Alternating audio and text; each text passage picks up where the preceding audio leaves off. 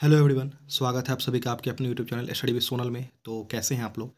इस वीडियो में हम लोग बात करने वाले हैं आरआरबी पीओ क्लर्क के एग्ज़ाम के बारे में और उसके स्ट्रेटजी के बारे में, सिलेबस क्या होता है, सभी चीज़ उस एग्ज़ाम्स के बारे में। जैसे कि पता है कि आईपीएस ने कैलेंडर अपना रिलीज कर दिया है, जैसे प्रीलिम्स एग्ज़ाम का डेट है 5 अगस्त से 19 अगस्त तक। उस बीच में कुछ डेट है 2-3, तो 5 से शुरू हो रहा, 19 को लास्ट है। मेंस जो है इसका पीओ का है 10 सितंबर को, क्लर्क का है 16 सितंबर को। ठीक है, तो अभी से मान लो ऐसे तो 4 महीने के आस, क्योंकि चौथा महीना चल रहा है, तो अप्रैल मई जून जुलाई अगस्त, ठीक है, तो 124-125 डेज़ के आसपास बच रहा हमारा, ठीक है, प्रीलिम्स के लिए। तो जैसा कि आप सब लोग को पता है कि अब बहुत सारे लोग बोले थे भैया 120 डेज़ के लिए कोई स्ट्रैटेजी बताइए। जैसे कि आप सब पता है कि आईबीएस का रिजल्ट आउट हो चुका है क्लर्क पीओ का, बहुत सारे लोग का नहीं हुआ है, निराश हैं। कोई टेंशन नहीं लेना दोस्तों, सिर्फ 120-125 डेज़ के बाद इसका जो है आपका शुरू हो जाएगा पेपर फिर से एग्जाम्स का, ठीक है, जो कि फिक्स्ड है, पहले से इसका कैलेंडर आउट हो चुका है, जो इस डेट को होना ही है, ठीक है। तो इसके बारे में मैं सभी कुछ बताने वाला हूँ। इसके जो भी सिलेबस होते हैं प्रीलिम्स के, मेंस के, किस तरीके से उसकी स्ट्रेटजी होनी चाहिए, अभी से किस तरीके से पढ़ना चाहिए, और मैंने किस तरीके से क्लियर किया था इन दोनों एग्जाम्स को, तो सभी टॉपिक पे एक एक करके बात करेंगे। तो चलिए वीडियो को शुरू करते हैं। बेटर साउंड के लिए आप प्लीज़ कान में हेडफोन लगा लीजिएगा और पूरा वीडियो को एक बार देख लीजिएगा, आपको बिल्कुल आइडिया लग जाएगा। मैं पॉइंट टू पॉइंट बात करने वाला हूँ कि किस तरीके से आप इसको क्लियर कर सकते हैं, ठीक है। एग्जाम को बहुत इजी एग्जाम होता है, जो सबसे बैंकिंग एग्जामिनेशन का आईपीएस का इजी होता है वो यही होता है, ठीक है। और उससे पहले एक अपडेट दे दूँ छोटा सा। जो लोग भी गाइडली का क्वेश्चन प्रैक्टिस के लिए पूछते रहते हैं कि भैया क्वेश्चन प्रैक्टिस कहाँ से करें, क्वेश्चन नहीं मिलता है बुक्स में, पुराने मॉडल टाइप के क्वेश्चन है, तो वो गाइडली का जो है प्राइम पीडीएफ या सुपर प्लान परचेस कर सकते हैं। सो प्राइम पीडीएफ में क्वेश्चंस होते हैं, सुपर प्लान में मॉक टेस्ट वगैरह, क्वेश्चंस वगैरह सब कुछ आपको वहाँ पे अवेलेबल हो जाएंगे। तो दोनों के लिंक मैं डिस्क्रिप्शन बॉक्स में डाल दे रहा हूँ, डिस्क्रिप्शन में डाल दे रहा हूँ, वहाँ पे आप जाइएगा। फर्स्ट पीडीएफ उसका फ्री होता है, आप उसको चाहो तो परचेस कर सकते हैं। 16-12 अपना कोड है, तो आप वहाँ से चाहो तो परचेस कर सकते हो, ठीक है। अब चलिए शुरू करते हैं स्ट्रैटेजी। लिंक डिस्क्रिप्शन में, वहाँ से आप जाकर चेक करिए। बार बार बार बार आप लोग पूछ रहे थे, तो लिंक को मैं डिस्क्रिप्शन में डाल दिया है, वहाँ से आप लोग चेक कर सकते हो।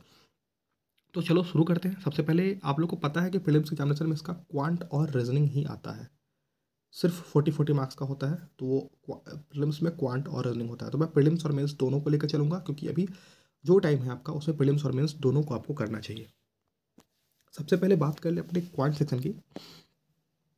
देखो आरआरबी क्लर्क का जो होता है ना, उसे आप 40 में 40 आउट ऑफ 40 स्कोर कर सकते हो ईजिली, जो कि बहुत आसान है स्कोर करना। और पीओ में भी आप 35 तो आप आराम से कर सकते हो स्कोर, जितना ईजी उसका पेपर होता है। बट वही है कि आपको टाइम मैनेजमेंट करना सीखना होगा। उसके लिए आपको स्पीड होनी चाहिए, और स्पीड विथ एक्यूरेसी, एक्यूरेसी के साथ होनी चाहिए। उसके लिए आपको को क्या करना है, सबसे पहले स्पीड के साथ एक्यूरेसी लाने का एक तरीका है प्रैक्टिस। प्रैक्टिस आप जितना ज़्यादा करोगे क्वेश्चंस की, उतना सही आपके लिए होगा। मैं अभी से आपको एक देता हूँ, टू डू लिस्ट ही समझ लो इसके लिए।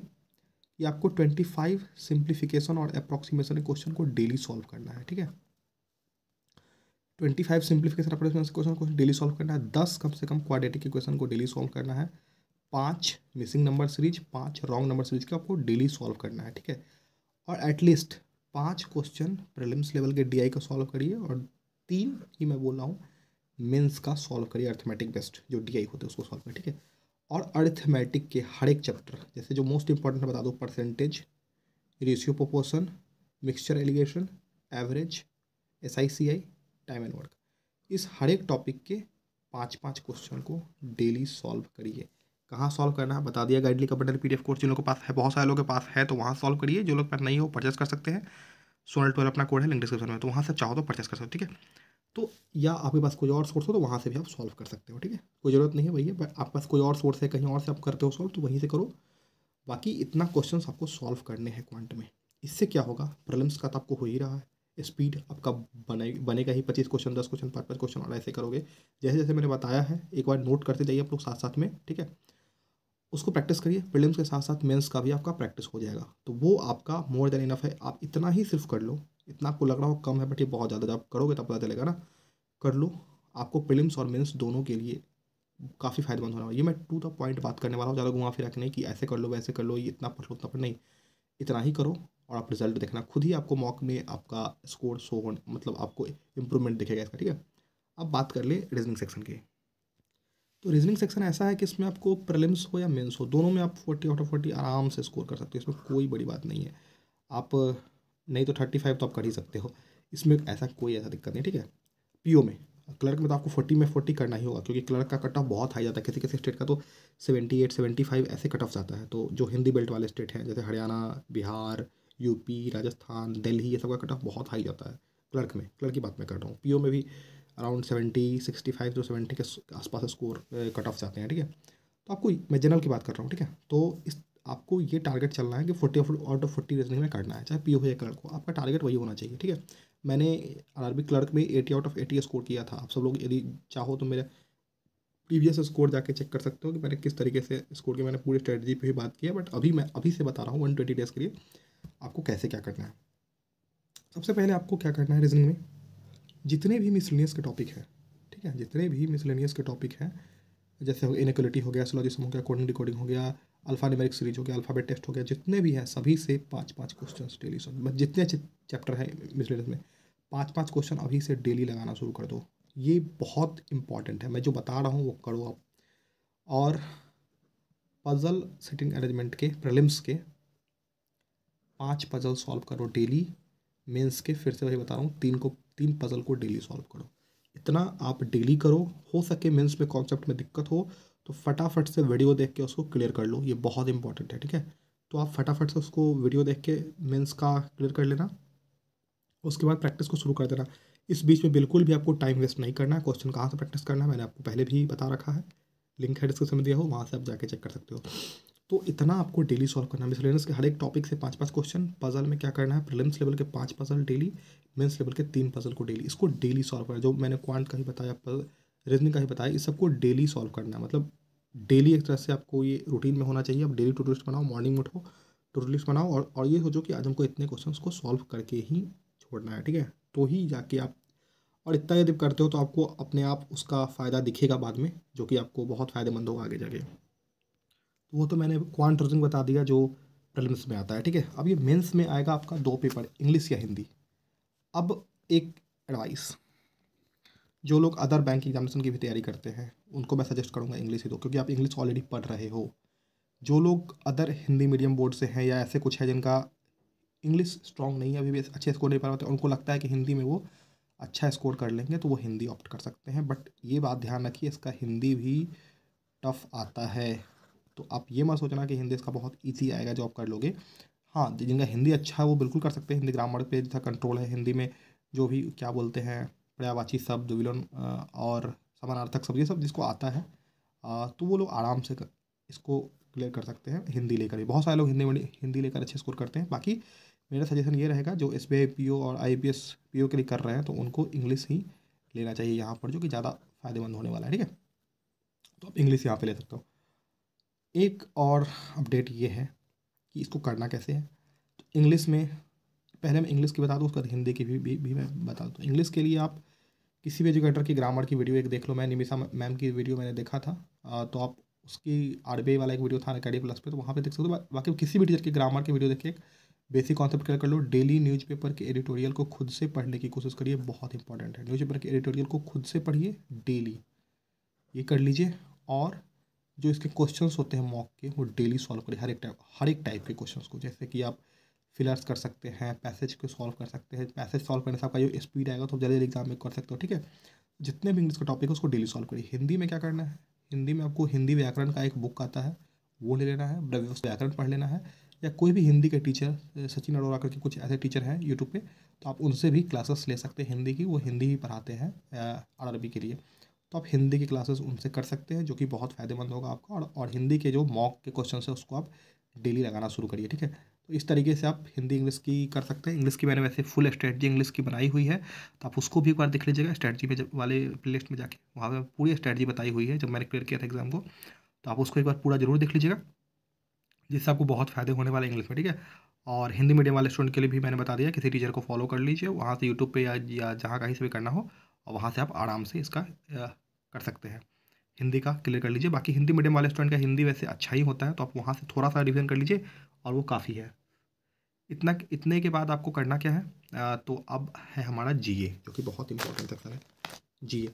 तो जीए जो है हमारा, जैसे कि आप सबको मैंने पहले ही बता दिया था कि इसका जो एग्ज़ाम है स्केल 1 का 10/9 को है, 23। तो आपको पता है कि लास्ट 6 मंथ्स का आता है। जीएम में पहले होता क्या है सब लोग पता है, करंट अफेयर्स, बैंकिंग अवेयरनेस और स्टैटिक। तो स्टैटिक पोर्शन का बहुत कम होता है, तो इसको आप चाहो तो छोड़ भी सकते हो, वैसे आप कुछ कुछ याद कर लेना स्टैटिक जो याद करने वाला होगा। करंट अफेयर्स में क्या है, इसका 70 to 75% क्वेश्चन जो हमारा है करंट अफेयर से ही उठाता है, बाकी बैंकिंग अवेयरनेस से, बैंकिंग करंट और फिक्स बैंकिंग से। फिक्स बैंकिंग आप किसी भी पीडीएफ से रट लीजिए उसको। करंट अफेयर्स का भी से आपको क्या करना है, एटलीस्ट अब तो शुरू कर दीजिए, अब अप्रैल आ गया तो अब एटलीस्ट शुरू कर ही दीजिए करंट अफेयर्स डेली पढ़ना। डेली एक वीडियो देखिए, उसकी पीडीएफ से रिवीजन करिए, और फिर वीकली पीडीएफ और मंथली पीडीएफ से रिवीजन डेली करते रहिए, उससे आपको बहुत बेनिफिट होगा। ठीक है, बैंकिंग अवेयरनेस की पीडीएफ से पढ़िए, बैंकिंग अवेयरनेस की वीडियो देखने की जरूरत नहीं है, उसको आप पीडीएफ से भी पढ़ सकते हो, बहुत आसान है। ठीक है, तो उसको पढ़ लीजिए। बाकी करंट अफेयर्स की वीडियो देखिए, क्योंकि आपको 60 to 70% क्वेश्चन आपको वहीं से मिलने वाले हैं, तो आप उस तरीके से आप कर सकते हो करंट अफेयर्स के लिए। क्योंकि 70 to 75% क्वेश्चन वहीं से आते हैं करंट अफेयर से। बाकी बैंकिंग अवेयरनेस आप पीडीएफ से भी कर सकते हो, स्टैटिक आप इसकी भी कर सकते हो, बट हाँ देख लीजिए लास्ट 6 मंथ का है, तो अभी से आप स्टार्ट एटलीस्ट कर ही दीजिए, जो कि डेली देखना इसलिए इंपॉर्टेंट है, क्योंकि आप जब रिवीजन करोगे मंथली पीडीएफ से या किसी और पीडीएफ से, तो आपको उस टाइम में आसानी होगी पढ़ने में। ठीक है, अब बात करते हैं कंप्यूटर की। एक पार्ट इसका कंप्यूटर भी होता है, तो जैसा कि बताया मैंने, अड्डा 24/7 का एक बुक आता है कंप्यूटर अवेयरनेस करके, ठीक है, उसको ले लीजिएगा, वो बहुत सही बुक है। उसको एक आप पूरा पढ़ लीजिए खुद से, या किसी एजुकेटर से पढ़ना है तो आप यूट्यूब पे भी सर्च कर लीजिएगा, वहाँ पे भी आपको मिल जाएगा, या अनअकैडमी वगैरह है तो वहाँ पे भी बहुत सारे टीचर, साहिल चार्य सर है, बहुत सारे सर हैं तो जो पढ़ाते हैं, तो वहाँ से कंप्यूटर का बेसिक ले लीजिए। बहुत ही एक बार आप वैसे अड्डा 24/7 कंप्यूटर अवेयरनेस या किसी भी पब्लिकेशन का, लुसेंट वगैरह का भी आप पढ़ लेते हैं तो काफ़ी है, तो उससे को बाहर का क्वेश्चन नहीं आता। बाकी पीडीएफ वगैरह भी, अड्डा वगैरह का कैप्सूल आता है, तो आप उसको भी पढ़ लीजिएगा कंप्यूटर का, पीडीएफ वगैरह से भी पढ़ के, फिर क्लाउड वगैरह का भी आता है, ऑलिव बोर्ड का आता है, तो वो सब पढ़ लीजिएगा, तो एग्जाम टाइम में आता रहता तो वो काफ़ी होगा। बट अभी से ही यदि आप वीडियो वगैरह देख लेते हैं, कुछ ये टाइम बचता है आपके पास, तो वो भी काफ़ी सही होता है। ठीक है, अब बात करते हैं मॉक टेस्ट की। मॉक टेस्ट कब लगाना चाहिए, यदि आपको मान लो कि 60 to 70% आपको लग रहा है कि मेरा सिलेबस कवर हो गया है, जो कि आप कवर कर लिए हो, तो डेली एक मॉक लगाना स्टार्ट कर दो। कैसे लगा सकते हो, जैसे कि आप वीक में 3 दिन लगा लो प्रीलिम्स का मॉक, 2 दिन मेंस का मॉक, 5 दिन हो गया। बाकी का जो 2 दिन बचता है उसमें देखिए कि इस जो मेंस प्री मेंस के मॉक लगाए हैं उसमें जो क्वेश्चंस गलत हो रहे हैं, तो वो दिक्कत कहाँ से हो रहा है, किस टॉपिक पे दिक्कत हो रहा है, तो उसको आप नोट डाउन कर लीजिए उस टॉपिक को। उस टॉपिक में यदि वीडियो देखने की जरूरत है, वीडियो देख लीजिए, प्रैक्टिस करने की जरूरत है तो क्वेश्चन को प्रैक्टिस कर लीजिए, बट उसको सही करिए। ये यदि आप करते हो तो आपका जरूर इंप्रूवमेंट दिखेगा उसमें। ठीक है, बाकी और कोई भी डाउट हो किसी चीज़ से रिलेटेड, तो प्लीज़ कमेंट करके आप पूछ लीजिएगा, मैं हूँ यहाँ पे, आपके हर एक कमेंट का रिप्लाई मैं कर दूंगा। ठीक है, बाकी इंपॉर्टेंट ये है कि पढ़ाई करते रहिए, और मेरे पुराने मार्क्स या कुछ भी देखना चाहते हो तो आप सर्च कर लोगे नॉर्मली कि माई स्कोर कार्ड, मेरे वीडियो में जाके मेरा स्कोर कार्ड आप सर्च करोगे तो आपको वहाँ पे वीडियोस, पुराने वीडियोस जो मैंने पहले डाले हुए थे पिछले साल, तो आपको वहाँ पे वो वीडियोस मिल जाएंगे। ठीक है, तो आप जाकर उसको चेक कर लीजिएगा यदि देखना होगा तो। बाकी स्ट्रैटेजी आपकी काफ़ी अभी से रेगुलर पढ़ाई शुरू करिए, और बाकी कोई भी डाउट आपके मन में, छोटा बड़ा जैसा भी डाउट हो, कमेंट करके जरूर पूछ लीजिएगा। टेलीग्राम चैनल पर ज्वाइन नहीं हो तो लिंक डिस्क्रिप्शन में टेलीग्राम की, वहाँ से जरूर ज्वाइन कर लीजिएगा। और अभी तक हमें सब्सक्राइब नहीं किया तो प्लीज़ सब्सक्राइब कर लीजिए, और बेल आइकन प्रेस करके नोटिफिकेशन ऑन कर लीजिए, ताकि जो भी मैं वीडियो बनाऊँ सबसे पहले आप तक पहुँचे। इंस्टाग्राम पे फॉलो नहीं किया है तो लिंक डिस्क्रिप्शन में इंस्टाग्राम की, वहाँ से जरूर फॉलो कर लीजिएगा। बाकी टेलीग्राम पे जरूर से आप लोग ज्वाइन हो जाइए, क्योंकि वहाँ पे सभी अपडेट को शेयर करता हूँ। ठीक है, बाकी मिलते हैं जल्दी नए वीडियो के साथ। Bye, take care, all the very best, पढ़ाई करते रहिए, बहुत इंपॉर्टेंट है। ठीक है, take care, see you all.